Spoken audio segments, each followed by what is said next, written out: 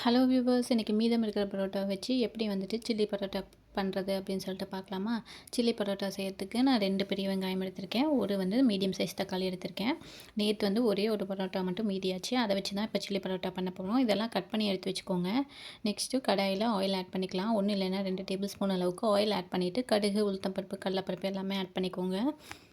கடுகு பொரிஞ்சதும் நீங்கள் கட் பண்ணி வச்சுருந்தோம் இல்லையா, அந்த வெங்காயமும் ஆட் பண்ணிக்கலாம். ஆட் பண்ணிவிட்டு கொஞ்சமாக கருவேப்பிலை ஆட் பண்ணிவிட்டு நல்லா வதக்கி விடுங்க.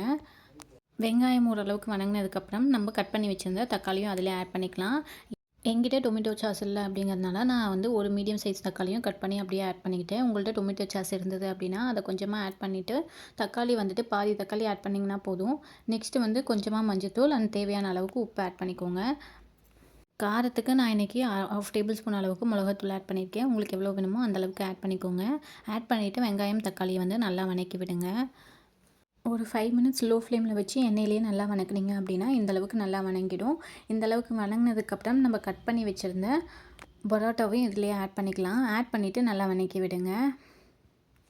இந்தளவுக்கு மசாலாலாம் அதிலேயே கோட் ஆகிற மாதிரி நல்லா வதக்கி விட்டீங்க அப்படின்னா டேஸ்டியான சில்லி பரோட்டா ரெடி. நீங்களும் மீதி இருக்க பரோட்டாவை அடுத்த நாள் காலையில் கஷ்டப்பட்டு சாப்பிட்றதுக்கு பதிலாக இந்த மாதிரி செஞ்சு சாப்பிட்டு பாருங்கள். ரொம்பவே நல்லாயிருக்கும். இந்த வீடியோ உங்களுக்கு பிடிச்சிருந்ததுன்னா லைக் அண்ட் ஷேர் பண்ணுங்கள். மறக்காமல் சப்ஸ்கிரைப் பண்ணிடுங்க. நெக்ஸ்ட் வீடியோவில் பார்க்கலாம். டாடா.